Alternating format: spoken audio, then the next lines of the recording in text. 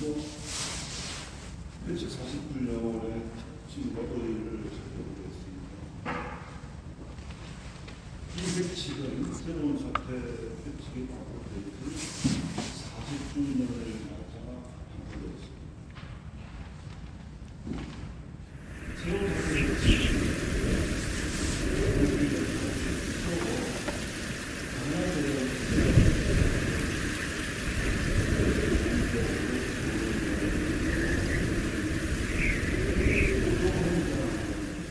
회칙은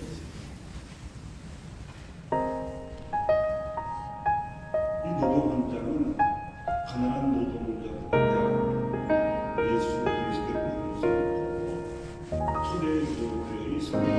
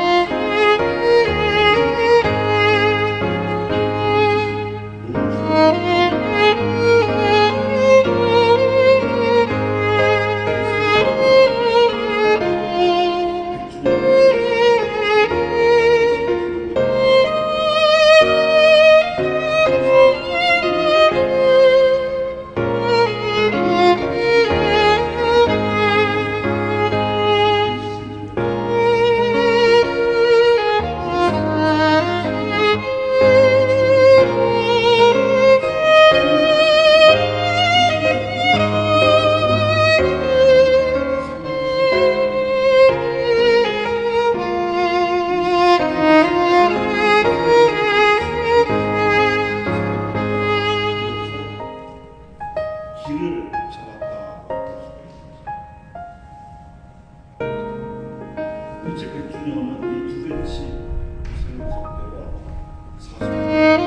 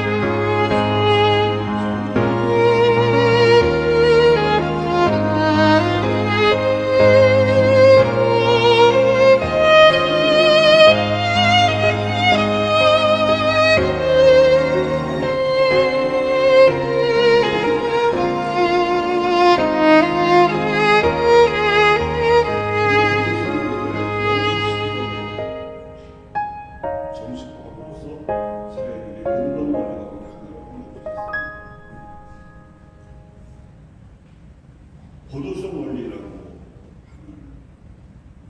어렵게 들리실 수도 있는데 공동선에 관한 가장 큰 책임을 지고 있는 사회적 경제는 정부입니다.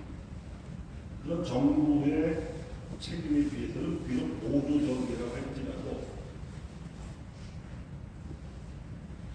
가난한 노동자들 대다수가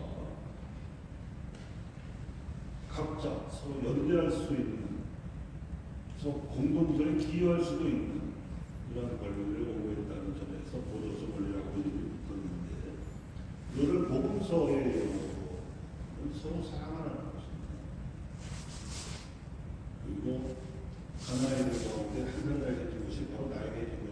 서구 심판성을 하고 통하죠. 이런 점에서 40년 규칙은 가난아이들의 보호관을 중점으로 해서 사회질서를 재건할 수 있게 해주는 대헌장이라고 할 수가 있습니다. 그 바탕은 핵심이 노동과 작업의 협력에 있습니다. 그리고 노조협력에 의해 직능 공동체들의 연대를 핵심 가르침으로 하고 있습니다. 직능 공동체는 우선 지역 공동체와 구분됩니다. 같은 직능에 종사하는 사람들이 연대하는 점에서 구분되고,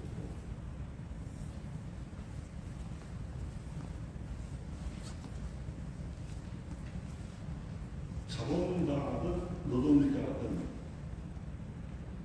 재산 규모에 상관없이 연대한다는 점에서 구분되고, 그리고 우리가 보통 본당에서 하게 경험할 수 있는 종교적인 공동체하고 다르다는 점에서 구분됩니다. 사회에서 더 널리 투영되는 표현으로는 협동조합.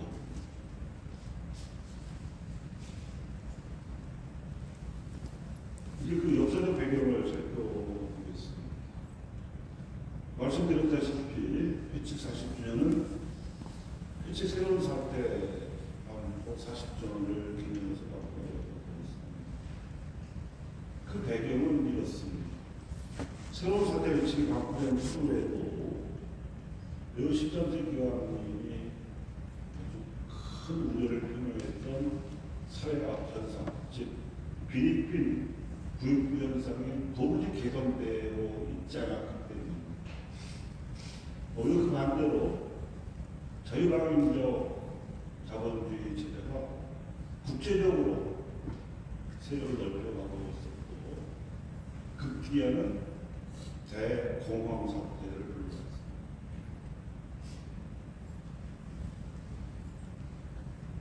전 세계가 대공황에 혼란에 빠져 있기 때문에 리오 11세의 경우는 사회 경제적 토대를 근본적으로 다져야 한다는 위기의식에서 이 원칙을 갖고 있습니다.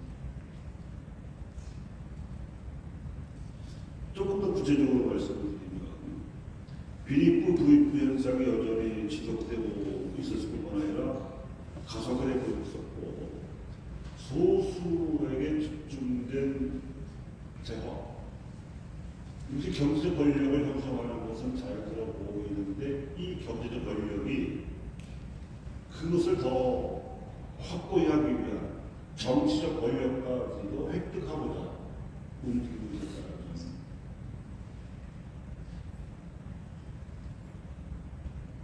그리고 매우 13세의 직세론 사태의 지역적 배경은 아니라 서유럽이었는데, 이제는 자유방임적 자본주의 체제가 확산됨에 따라서 다른 대륙, 즉 아메리카, 아시아에까지 소위 제국주의 국가들의 식민지 정책을 통해서 더 확산되고 있었음을 알 수가 있습니다. 뿐만 아니라 공장 노동자들만이 아니라 농업 노동자들까지도 처지가 극도로 나빠져 있었습니다. 사태가 심각했기 때문에 비오 교황은 단순히 레오 교황의 가르침을 반복할 수만은 없었습니다. 더욱 고통스러워진 노동자들의 처지뿐만 아니라 이미 신앙을 가지기 어렵게 된 사회전체 질서를 재건하는 데 집중했습니다.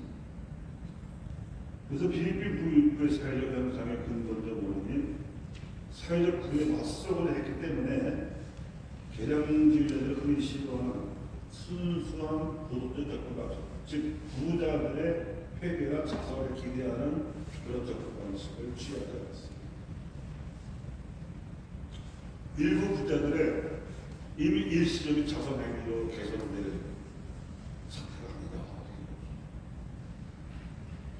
다른 한편으로 그것도 관여된 잘못도 피하고자 했는데, 그것은 흔히 공산주의자들이 급진적으로 시도하는 급격한 사회 배달 방식이었습니다. 공산주의자들은 자유방임적 자본주의 폐해가 워낙 크니까 사유재산 제도 자체를 철폐해야 된다. 국가가 사유해야 된다고 하는 급진적 주장을 했었죠. 그래서 모든 사회 악현상이 사회구조의 허물로 말미암은 것이라는 잘못도 피하고자 하는 것입니다. 그러면서 회칙 나누기에 가면 사회 구조도 근본적으로 제거되어 있지만 개인들, 특히 경제적으로나 정치적으로 힘이 있는 개인들의 도덕적 행위도 반드시 뒤따라야 한다 하는 점을 강조합니다. 그래서 비오 11세는 사회구조 개혁, 개인들의 행위를 모두 촉구하면서 이 두 측면 사이에 맺어지는 중요한 통찰을 보여주고 있습니다. 부와 권력을 장악한 소수 개인들의 악한 행위는 일련의 실천과 전통으로 굳어져 왔고, 그것은 정치적으로 사회적으로며 경제적 구조를 거쳐가면서 결과적으로 광범위하게 사회적 거리를 재생산하게 된다는 통찰이었습니다. 이런 사회적 거리가 결국은 대공황 사태를 초래하게 이르렀죠. 공장을 파산하고 은행이 도산하고 실업자가 거리로 쏟아져 나오는 그런 대공황 사태였습니다. 이런 점에서 비오 교황은 네오교황보다 더 급진적인 비판을 자본주의 체제에 대해서 가하고 있음을 알 수가 있습니다. 그래서 전반적으로 40절 회칙 간추자는 우리가 구약 성경의 예언서 가운데 아모스 예언서를 읽는 듯한 아모스 예언자가 통렬하게 그 시대의 지도체에 대해서 비판을 하는데 그와 마찬가지로 비오시스의 부자와 권력자들에 대해서 통렬한 비판을 나가고 있는 것이죠.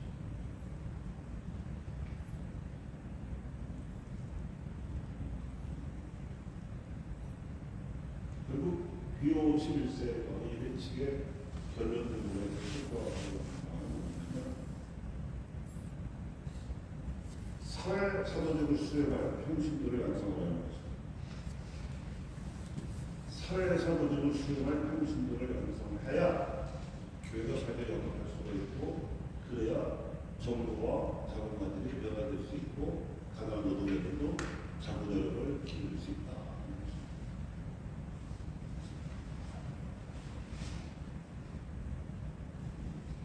이런 배경에서 비오 11세 교황님께서 40주년 의식을 하셨는데, 이제 30분의 구성을 좀 살펴보겠습니다.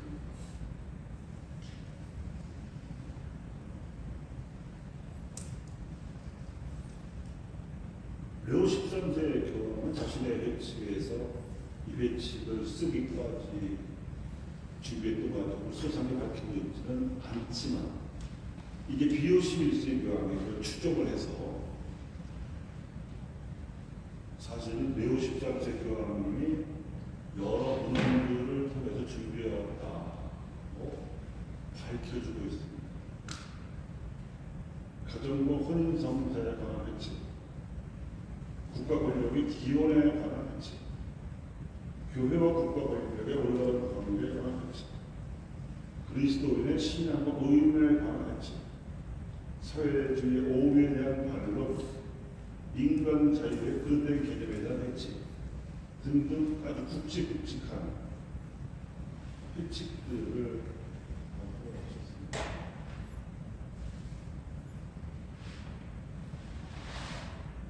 이것은 비오 11세 교황의 문장입니다.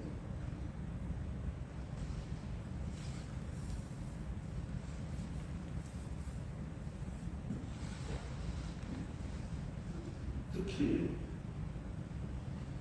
새로운 사태 회칙의 뼈대가 된 회칙 중에서 중요한 것은 국가 권력의 기원에 관한 원칙. 국가 권력은 하느님에게서 나온다. 소위 계몽주의 선양가들이 주장하는 것이 사회 계약에 의해서 성립된 것이 아니다. 그렇다고 해서 또 왕정주의자들이 주장하듯이 특정 계획에 하느님께서 왕권을 또 국가 권력을 손에 쥐어주는 것도 아닙니다. 하느님에서 나오는 국가 권력은 인간의 자유와 도덕 책임에서 발달되어야 한다. 이것이 국가 권력의 기원에 관한 원칙인데요. 이것은 아까 처음에 가정과 혼인성사에 관한 원칙을 먼저 준비했다고 말씀드렸는데, 가정의 권리가 국가의 권리보다 우선한다는 통찰은 여부가 없습니다.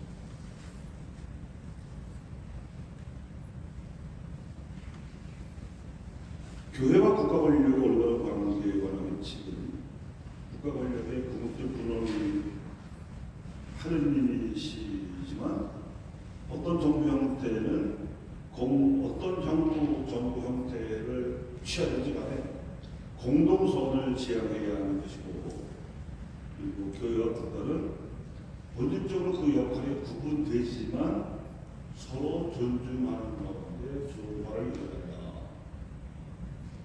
이렇게 가르치고 있습니다. 그러자면 국가가 신앙과 도덕에 관해서 전적으로 무관심해서는 안 되고, 또 교회는 영적인 영역에서 자유를 보장받아야 하며 신자들로 하여금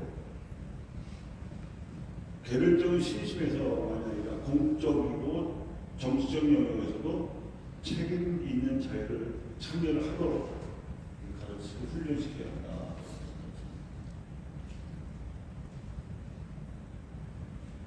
이 점을 우리가 쉽게 경험할 수 있는 문당현실하고 많이 차이가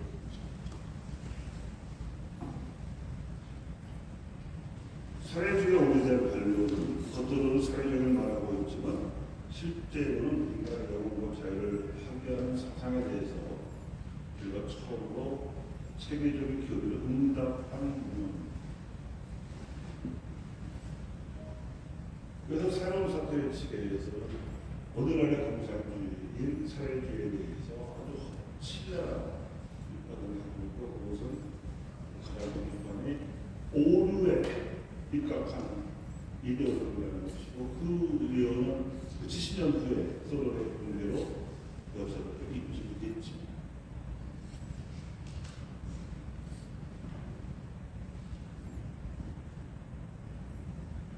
인간 자유의 그릇된 개념에 관한 원칙은 자유는 진리와 선으로부터 벗어나는 것이 아니라 그 안에서 완성됩니다. 가톨릭 자유화를 고전적 방식으로 정식화시킨 그런 이런 그런들을 탄탄한 바탕으로 해서 관건의 새로운 사태는 이른바 사회 문제라고 불리는 인간 사회의 어려운 문제들을 올바르게, 다시 말하면 복음적인 빛으로 조명을 해서 해결할 수 있는 확실한 기록을 전 인류에 제시했고, 이것이 1800년 만이라는 그리고 가장 적절하고 심각한 상황에서 제시되었다는 점에서 두드러진다고 배우기가 높이 이렇게 배경이 된 새로운 사태의 측에 배경이 된 문헌지를 소개하면서 둘째로 말씀드릴 수 있는 배경은 레오 교황의 해치에 포함시킨 사회경제원리를 더 분명히 밝히고 발전시켰습니다. 다시 말해서 경제 사회적인 문제에 있어서도 교회의 역할이 반드시 필요하다는 것을 확인하고 나서 사유재산 소유권의 사회적 책임을 강조했습니다. 레오 13세가 사유재산 소유권을 1차적으로 옹호하는 데 관심이 있었다면 피오 11세는 사유재산 소유권의 사회적 책임을 강조했다는 발전을 볼 수가 있습니다. 그 책임 중 하나가 뭐냐? 적어도 노동이 협력합니다.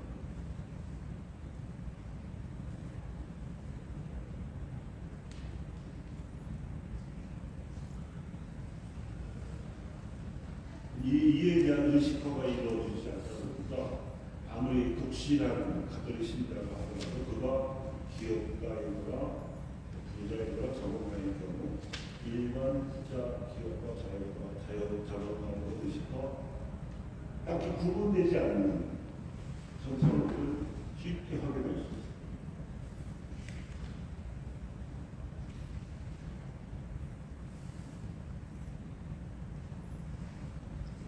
그래서 자본주의뿐만 아니라 공산주의 병폐를 아울러 치료하면서 사회적 사랑의 근거한 정의로운 행동으로 사회를 도덕적으로 수신해낸다.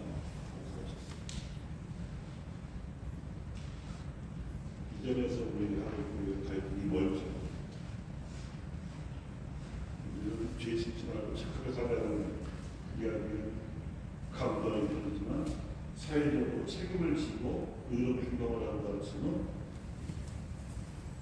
일부 신자들에게만 관심이 있는 것. 사제가 미사 중에 강도를 통해서나 특별한 강도를 통해서 이런 교황님들의 가르침이라고 할지라도 사회적인 책임을 강조하면 왜 정치 얘기를 하냐? 대놓고 항의하기도 하고 나가기도 하고 마이크 끄기도 하고 별들을 듣기도 하고 이만큼 우리가 복음적으로 의식하게 되고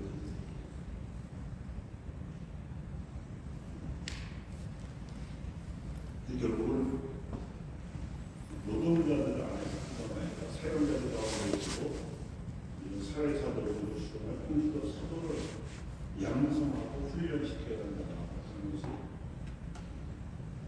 비교시리즈가 새로운 40점의 지금 하게 되는 가장 큰 배경.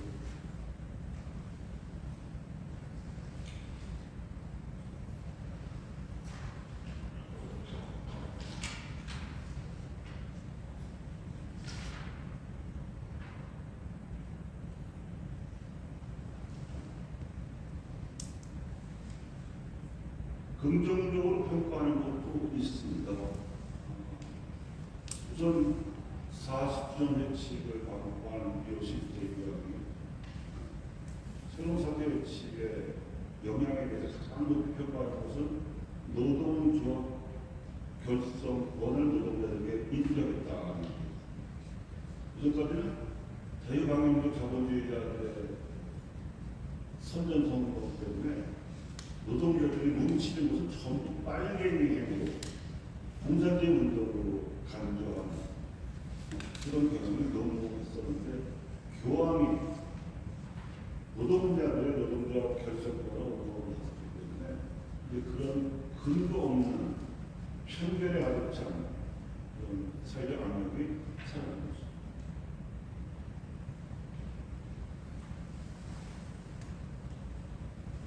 이런 가난한 노동자들 안에 미친 영향뿐만 아니라 국가의 역할에 대해서도 영향을 미쳤습니다. 즉 국가의 공권력은 공동소를 증진시키는 데 최우선의 목적이 있다는 겁니다. 그리고 가난한 노동자들이 가난하고 힘이 없지만 숫자적으로는 국민의 대다수를 차지하고 있기 때문에 그들을 보호하는 것이 결국 공동소를 증진시키는 것이 된다고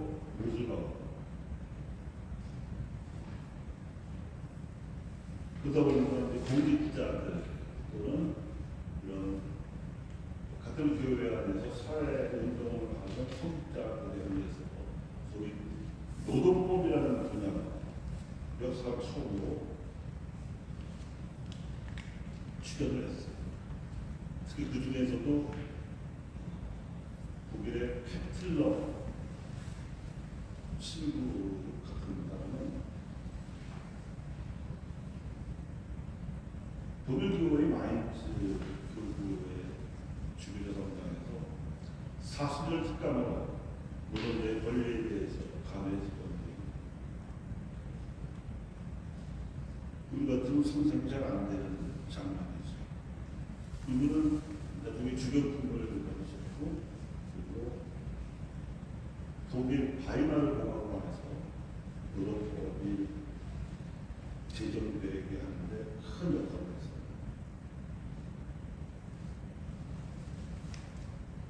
근데 상대적으로 사용자 조직화는 미흡했다고 보고 있습니다. 사용자들은 아무래도 공동선보다는 재산에 관심이 많기 때문이죠. 그래서 조직화가 미흡했다고 평가를 하는 것이죠. 이런 조직화와 관련해서 비오11세 교황이 지적한 양상은 두 가지인데, 가톨릭 교회의 교세가 좀 크거나 또는 복음화가 많이 진척된 나라들, 예를 들면 벨기에라든지 네덜란드라든지 독일 등 같은 데서는 아주 40주년 새로운 사회 회치가 같은 대로 가톨릭 노동자들의 노동조합이 많이 결성되고 연대를 하는 방향으로 나타났지만, 프로테스탄트 교수가 강한 미국이라든지 또는 그 당시에 이태리는 파시즘의 영향 받은 반작용으로 공산주의 운동이 발달했는지 교황님이 계신 나라가 있으면 오히려 가톨릭 노동자들의 조직화가 더 아주 미흡한 두 가지 양상을 지적하고 있습니다. 우리나라에서는 새로운 사회식의 영향으로 G5세, 그러니까 까르댕 주교용이 새로운 사회식 가르침을 반영해서 만든 가톨릭 노동청년운동이 도입이 되는데, 역시 우리는 그리스도교 국가가 아니고 가톨릭 신자들의 숫자도 많지 않다 보니까 노동조합을 결성한 운동의 양상으로 하면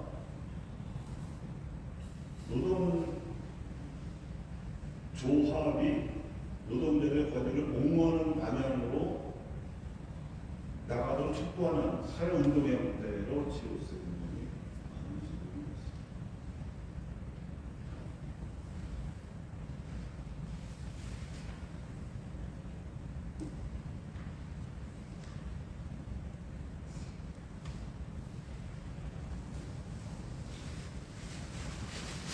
그 다음으로는 61세 교황은 40주년 회칙에서 여덟 강조하는 직능 공동체의 작동 방식에 대해서 말씀을 드리고 있습니다.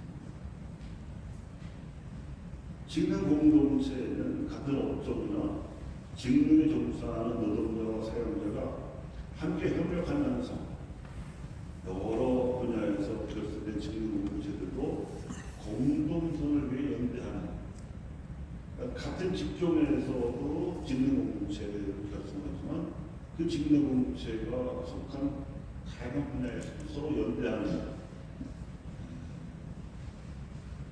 그런 방식으로 작동이 되는 것입니다.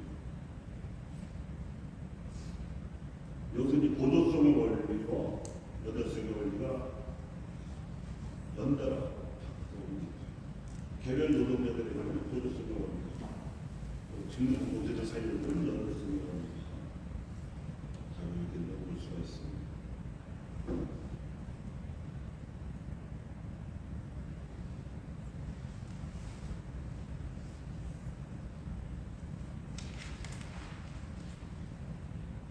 이렇게 해서 사회 질서를 재건하게 되면 노동 계급과 자본가 계급 사이에 적대적인 갈등을 근본적으로 해소할 수가 있습니다.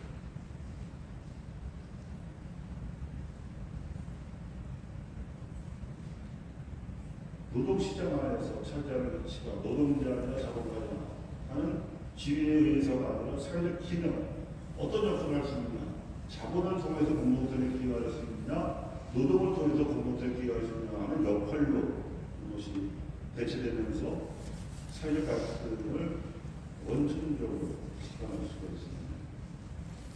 그리고 국가는 이 노동자들과 사용자들의 자발성에 기초한 그런 직능공급체를 지원하되 통제하지 말아야 한다. 그런 것을 비오 실세는 대단히 많이 강조했습니다.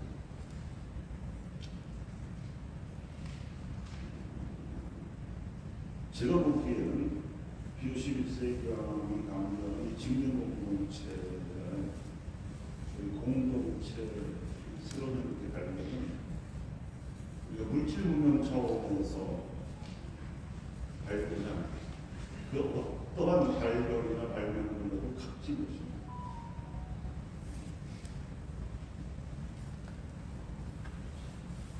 그리고 에리 프롬이라는 사회 심리학자를 아시죠? 건전한 사회라는 책에서 유명한 그것이 우리 한글로 고독 출판된 책에 소표지에는 레옹 블룸이라는 한 사회학자의 말이 크게 큰 활동을 제기했습니다. 그 내용은 이런 겁니다. 인류는 문명을 발달시키는 동안에 엄청난 물질적 발전을 했고 이들은 우주의 값을 지치고 있다. 그런 것들은 하나님이 창조하신 질서에서는 한 조각으로 보일 수 있습니다. 하나님이 창조하신 질서의 큰 볼륨은 서로 사랑하는 공동체를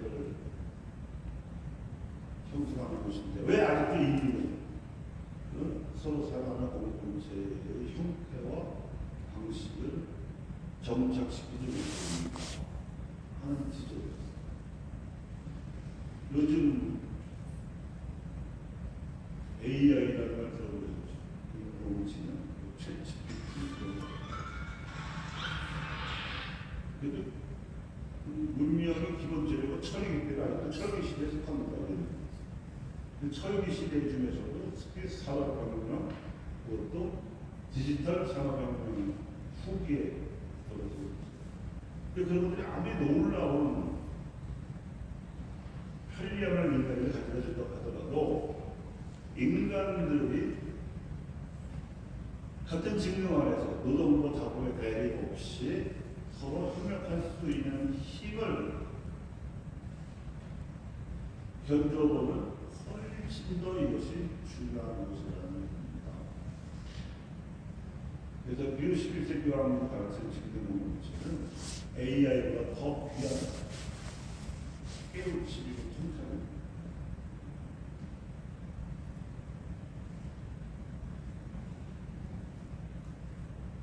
특히 이제 우리 사회 현실에 비추어서 생각해 보면 이렇습니다.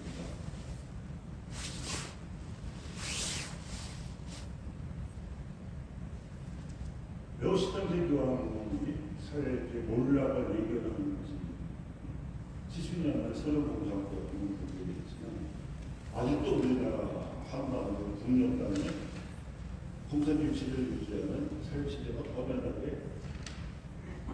조립하고 있습니다. 그리고 한반도의 평화를 위협하고 있죠. 북한인민들의 민생은 파탄된 상태입니다. 탈북자들이 엄청난 숫자로 계속 발생하고 있고 그 증언하는 현민에 따르면 비참하다 못해 지옥이었습니다. 너무 극심한 통제 속에 있기 때문에 아무 저항을 하지 못하고 외부 소식을 못 듣고 있기 때문입니다. 그런데도 중국을 통해서 이 남한의 소식이 많이 들어가는 거예요. 그 가격대로는 엄청난 벌을 받았다고 범죄에 명시되는데도 목숨 걸고 심지어 당 간부들부터 몰래 집에서 남한에 들어가고 보고 소식도 듣고 보다고 생각들이 지금 안 그러셨어요. 이건 사실 뭐 거의 이게 기울어져가는 운명이고 이제 항복하고 더 이상의 북한 인민들이나 남한 국민들이 희생되지 않고 고통받지 않도록 정치적인 협상을 하는 것이 합리적인데 이게 안 되는 거예요. 언제까지 갈지를 모르겠어요. 전쟁에서 일어날 수 있는 일이라는데 머지않아 곧 닥친다고 일어나는 병리가들이 많죠. 그렇지만 북한 체제가 종결된다고 해도 문제는 남아있습니다. 그 사람들이 2천만이 넘는 어마어마한 숫자인데 그들의 생활을 남한이 또 하나요. 남한 경제도 요청하겠죠. 그러니까 북한 경제가 조금씩이라도 점진적으로 자신의 힘으로 일어날 수 있도록 남한과 다른 나라들이 도와주는 것이 최선입니다. 그러려면 그들이 지켜온 가치, 즉 자주성을 죽이지 말고 살려줄 수가 있어요. 그게 보조성 원리죠. 자주성 원리는 보조성 원리는 힘없는 사람들이 스스로 뭉칠 수 있게 보장하는 것이 보조성 원리.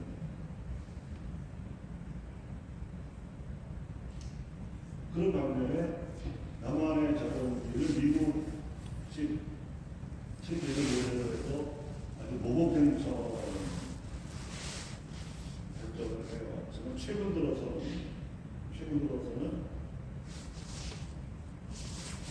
과부지의 발전, 또 한일 확산 등에 대해서 미국하고도 이제는 맞서는 좀 더 심하게 말하면 맞짱을 뜨기도 하는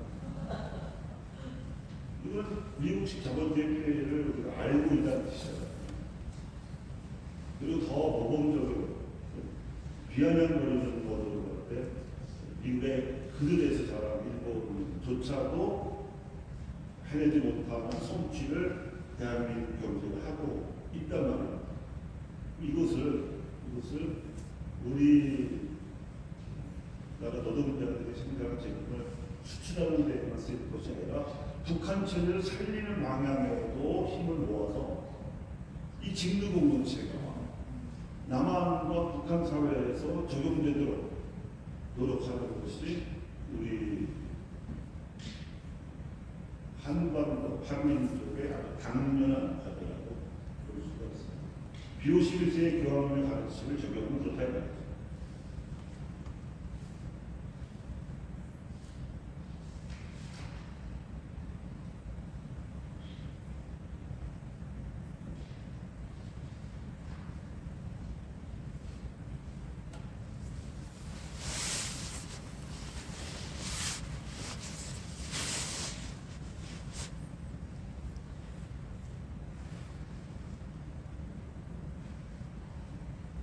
이제 이런 당면과제를 해결하기 위해서 한국 사회가 어떻게 복구화되어 왔는지 그 여명을 살펴보겠습니다. 그래야 그 여명의 끝에서 한국 사회의 질서를 재건할 수 있는 성찰을 얻을 수 있기 때문이죠.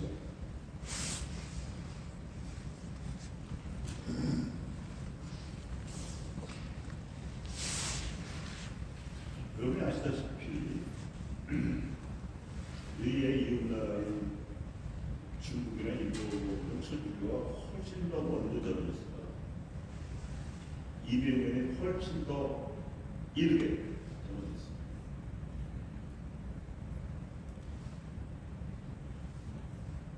그리고 그렇게 된 동기는 중국은 서양 문물에 대한 관심, 천문역법이라든지 망원이라든지 수학이라든지, 일본은 서양 나라들이 가지고 있는 무기에 대해서 관심을 가지고 중국을 받아들였습니다. 그리고 우리가 확실히 부졌고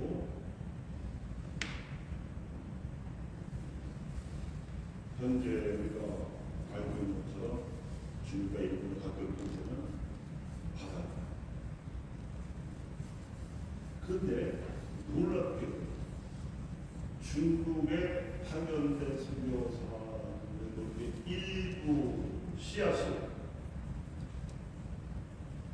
이 땅에 전했어요.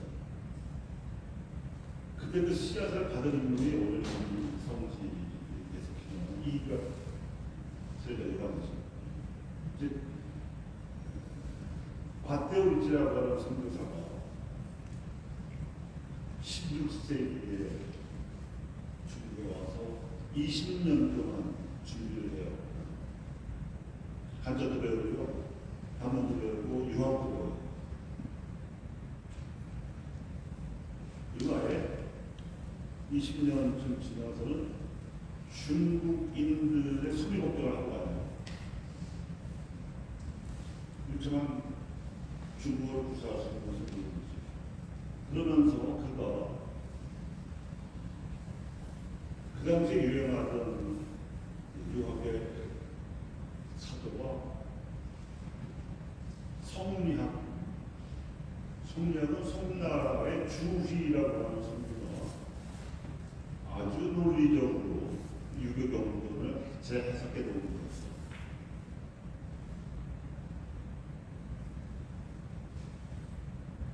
근데 이 밧데오리지는 송나라의 주자가 인용한 원전, 그러니까 공자맹자가 써놓은 원전을 직접 연구하면서 천이라고 하는 개념을 물리적으로나 정신적인 차원이 아니라 인격 신의 개념으로 적용한 것을 발견됩니다. 그것이 중국식 한자 이름으로 상제라고 해요. 그래서 선생님이 천주신의입니다. 시각적인 지식 수준으로는 예비대비를 저 정도이지만 가장 중요한 것은 천의 개념을 주자가 정의해놓은 성리학적 개념을 넘어서서 새롭게 열어놨다는 점이에요. 이것이 한 반세기쯤 지나서 저들의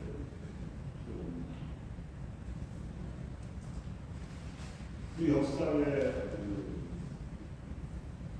아이러니라고 할까, 신비라고 할까. 밧데오리지는 이태리 출신입니다. 근데 독일에도 예술 회원이 있었고 그 친구 중에 아담 샤리라고 있었어요. 물론 밧데오리지가 세상을 떠난 후에이긴 하지만 아담 샤리도 중교하고 국경에 선교사가 있었어요. 근데 그때 누구를 만나게 되냐면 병자호라는 패배이후에 청나라의 볼모였던 소현세자를 만나요. 그리고 소현세자를 수행해간 가리가 영의정 이경상을. 자, 생각해 보십시오. 그 독일에서 저 멀리 중국까지 선교를 하겠다고 생각했는데 이웃나라 저들의 왕자가 당신을 만나봤으니 선교사도 당연히 선교적인 관심이 있었겠죠. 서적도 주고 선물도 주고 아마 그런 걸 갖췄을 거예요. 기록이 없어도 세례를 줬는다는 것은 확실하지 않지만 아무튼 귀국길에 소현세자와 이경상은 5개짝 분리합니다. 서적과 성물을. 그리고 소현세자는 볼모가 있는 동안에 듣고 보면 청나라뿐만 아니라 서양의 문물로 눈이 떠들었기 때문에. 그리고 왕세자의 입장이 있지만 인도인들하고 대신들은 위로를 해서 저 왕세자가 왕이 되는 날에는 차이는 없겠다. 의문의 죽음을 당합니다. 독살하는. 그러니까 이경상도 제가 수행해간 왕세자가 의문의 죽음을 당하고 죽을 위협을 절대로 이 청나라에서 들어오는 이 괴짜는 소멸되지 않아 했지만 그 5대 손인 이벽이 자라다가 성장할 때는 이미 150년이 흘러버린 후이기 때문에 이벽은 마음껏 아담 미샤엘 선교사가 기증한 서적을 보고 자랍니다. 이게 특이하죠. 이게 역사의 성공. 특히 천주신이라고 했어요. 그래서 세례 후에 이런 짧은 기간만 신자의 사실 그 이전에 우리 세례 성사 없이도 유학적인 소위 수양론에 입각한 정신 수양을 기울여서 하고 기도도 하고 성경도 묵상을 하면서 성경을 했어요. 그 한국교회의 청년들이 성경에 얼마나 통달했는지 알 수 있는 게 그들 세례명 지인으로 많아요. 이스문이나 그라몽 신부가 베드로라고 이름을 지어줬겠지만 이병은 세자고 개척자예요. 그리고 우리 다음 달에 양근 성지를 수리하게 되는데 거기는 권철씨와 권일씨의 근거지예요. 권철씨는 안보로시요. 권일씨는 franco 헬비예요. 모르고 지은 게 아니에요. 정약용은 사도요. 정약용은 아우구스입니다. 정약전은 안 돼요. 성경의 인물을 꿰뚫고 있었어요.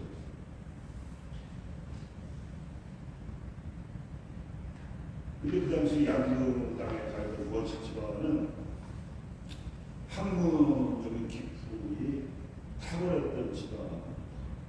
오죽하면 왕실에서 왕세자의 가정교사로 위탁할 정도였어요. 이거는 학문과 이품이 워낙 뛰어나지 않고서는 아는 특혜. 권철실 집안도 그런 집안이었어요.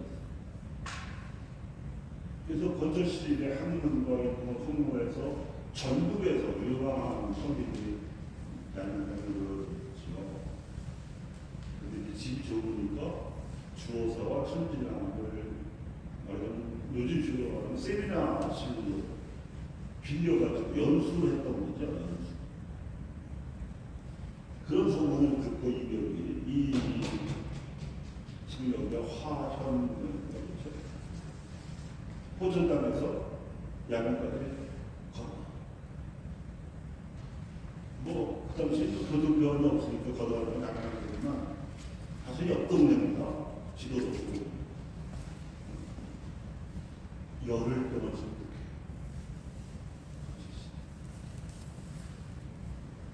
권철신의 학문과 이별의 학문을 다 꺼내놓고 공개 토론을 하는 어쨌든 심야 토론을 넣을 그리고 마침내 권철신 인정을 합니다. 이별의 학문 인정. 그리고 자기가 주재하는 강학회에 초대를 한 거죠. 그게 1779년 겨울입니다. 열흘 동안 진행된 그 강학회에서 처음에는 신학에 대한 관심에서 모인 세미나였는데 워낙에 서학이라고 불리던 당시 천주학에 해박한 이벽이 합류하면서 신학의 초점이 천주학으로 넘어갑니다. 거기에서 천주신을 비롯해서 이벽이 그동안 가져가던 천주학에 대한 지식을 가르치죠. 그것이 성교요지로 알려져 있는데 마침내 천주학 강학회가 천주교 신학문제로 질적으로 성격을 변화합니다. 천주 신자가 되면서 신학을 성격 권철신 문화의 성격 그러면서 아까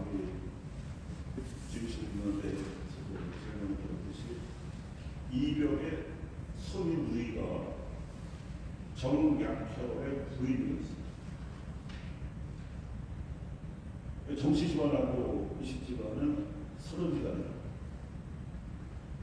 그리고 이병도 15개 장관을 들어서 마하제의 사립지를 차렸다고 했잖아요. 그래서 거기에 사립지를 차려놓고 거기서 멀지 않은 주호사나 천지남을 자주 가서 공부도 하고 책도 읽고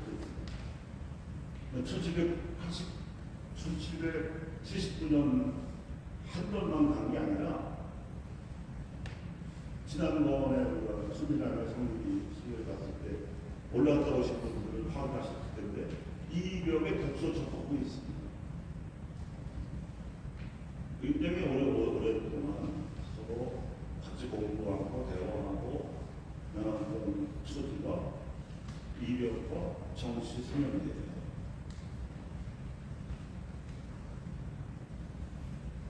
그러면서 그 유감스럽게도 이백의 부위가 먼저 세상을 떠나고 그 장례를 치르고 오는 배 안에서 본격적으로 이벽이 사돈들에게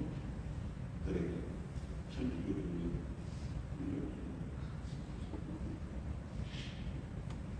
그러면서 정확하게 말하는 분위기를 잡는 거죠.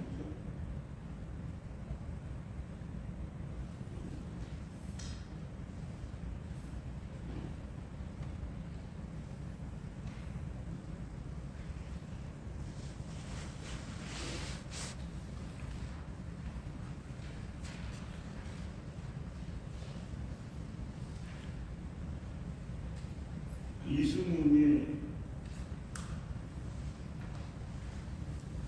동지사의 서장관으로 임명되었던 아버지를 따라서 국경을 가봤고 남당 상사를 그란몽 신부한테서 벤도라는 이름으로 세대를 갖고 와서 이교의 동북방의 청유천 2가 수표교에 있었습니다. 행정 명칭은 저동이라고 하죠. 거기에서 첫 세대 성사가 됩니다. 성사는 성직자를 하는 걸로 알고 있지만 세대 성사는 평신도로도 줄 수가 있습니다. 권장하지는 않지만 사람이 위독한 경우에는 허용을 해요. 사대 교리만 가르치고 죽기 전에 세례를 받을 수 있도록 허용을 합니다. 그것도 대세라고 말하지만 대세라고 해서 쌍으로 세례라는 뜻은 아닙니다. 또는 세례입니다.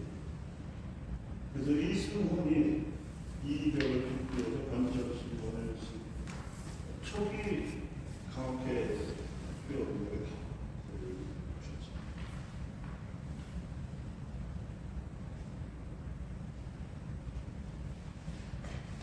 근데 사람이 자꾸 늘어서 가만히 좁으니까 좀 더 넓은 방, 넓은 집, 그래서 사람이 많이 지나들어도 의심을 찾지 않을 수 있는 것, 역관이면 의원이었던 중인 김범의 집으로 공간 곳이 명문회관. 근데 이 잘못되려고 해서 추조 적발 사건이 있습니다. 추조는 형조를 말합니다. 예를 말하면 형사들이 됐다 하시는 거죠. 그리고 노름을 하느라고 모였습니다. 한국식에서 보니까 그게 아니라 1910대로 썼고, 그래서 이것이 관에 보고가 됐는데, 신분상 서열 같은 김범은 매를 때려가지고 영월당으로 일을 걸고, 그리고 양반수차 제대로 순방 조치했는데 이게 이제 집안에 알려지면서 이게 문중박해입니다. 무관 집안이라 다 체격이 건장하고 하는 것이 있다고 하는데 너를 보름이 안 돼서 신을 좀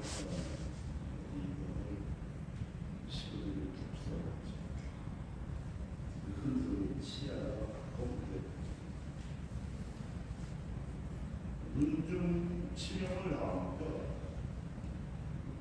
지금은 여러 차례 그 심보를 거치는데 한민의 경우로 공식적으로 선포가 됩니다. 한민의 경우 다음은 가정이라는 시, 복자, 성비. 아무튼 중국은 서양 몽골에 대한 관심, 일본은 서양 북에 대한 관심에서 우리는 진리에 대한 관심에서 진리가 되는 것이 큰 문제하고 다르다.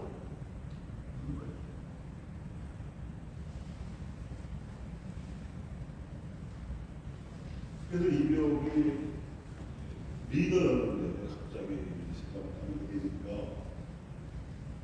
이승원의 주로 비상대책회의를 했죠. 그 당시 강학계 보이던 선배들이 숫자가 수명 됐었는데 그중 10명을 추려가지고 10명이 이병이 하던 역할을 해요. 이병은 1784년부터 1785년까지 8년 동안 한양 선비 1000여 명을 입교시킨 놀라운 선교사였는데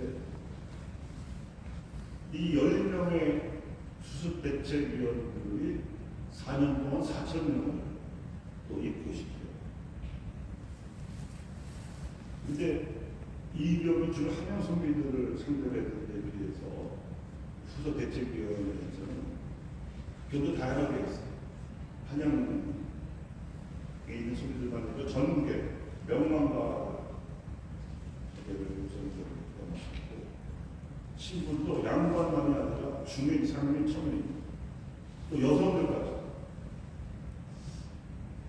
그 당시 남녀인별이 엉망한 시절이라 여성들에 대한 교육은 여성들만 가르칠 수 있었고, 그리고 학원을 자유롭게 배울 수 없어서 한글을 여성들이 주로 썼는데 이 한글 번역을 양반 선비 신자들의 아내들이 수행합니다. 이러면서 1801년에 신주각설이 일어났을 때는 본의 아니게 복음이 전국적으로 확산되는 효과가 나요. 그래서 그야말로 지도부가 끌려가고 유배당하고 사형당하고 거의 와해가 됐는데 성령의 바람이 불어서인지 교우초이 전국적으로 확산됩니다. 최양욱 씨는 나중에 순방한 남긴 기록에만 의해서 보더라도 189군데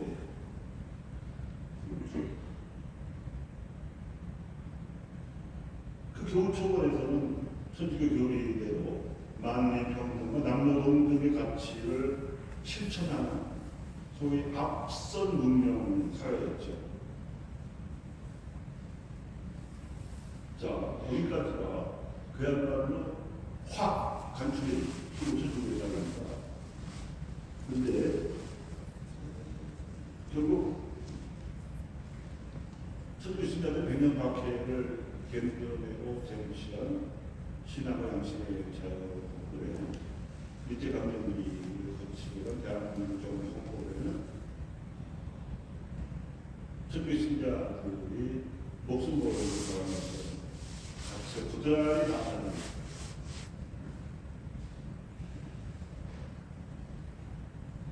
인간의 정성 그리고 국민이 주인인 나라 그리고 자율권적 인권뿐만 아니라 사회권적 인권까지도 확립해야 하는 과제를 안고 있는 것이 대한민국 현실입니다. 우리는 주거 부담이 너무 과중하고 교육 부담이 너무 과중하고 모든 나라가 이렇게 사는 거 아닙니다. 헌법을 바꾸면 국민이 합의하면 얼마든지 이런 사회권적인 인권도 누릴 수가 있게 됩니다. 그러니까 주거 부담, 교육 부담을 일반 국민들이 지금 훨씬 가볍게 와는 지원이 있다고 하더라도 삶의 질은, 행복은 훨씬 더 높아질 거예요.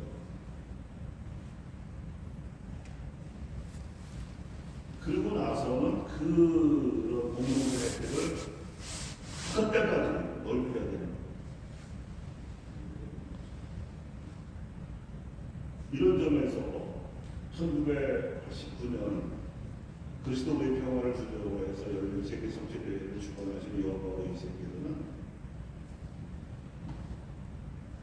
아시아 본부를 강조하시면서 한반도의 평화, 한민족이 크게 바라가지 않은 한반도의 평화는 우리보다 더한 어려움 속에 있는 아시아의 가난한 나라들을 돕고자 할 때 비로소 덤으로 얻어질 거라고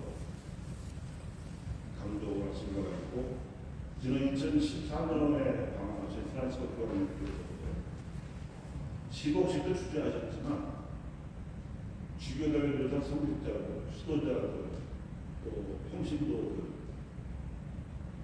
민족 지도자들, 만나는 자들, 고르베고르 다 쓴소리의 메시지를 주셨어요. 이렇게 한국교회가 쇄신이 나왔죠.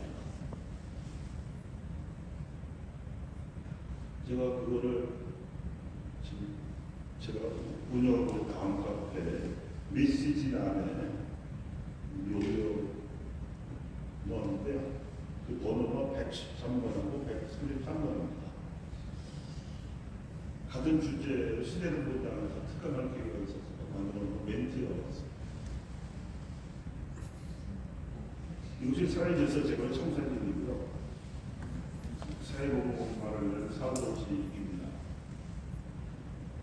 결론적으로 말씀을 드리면 우리도 비대교회를 살아가는 장성하는 새로운 사태가 아니라 같은 교회가 가난한 노동자들에게 보건적 관심을 표현한 새로운 사태이기도 한 것처럼 우리도 사회 사도들, 가난하고 약한 이들에 대한 관심을 사도직으로서 받아들이는 새로운 사태가 우리 각자의 삶에 일어나야 할 줄로 믿습니다. 마치겠습니다. 선거와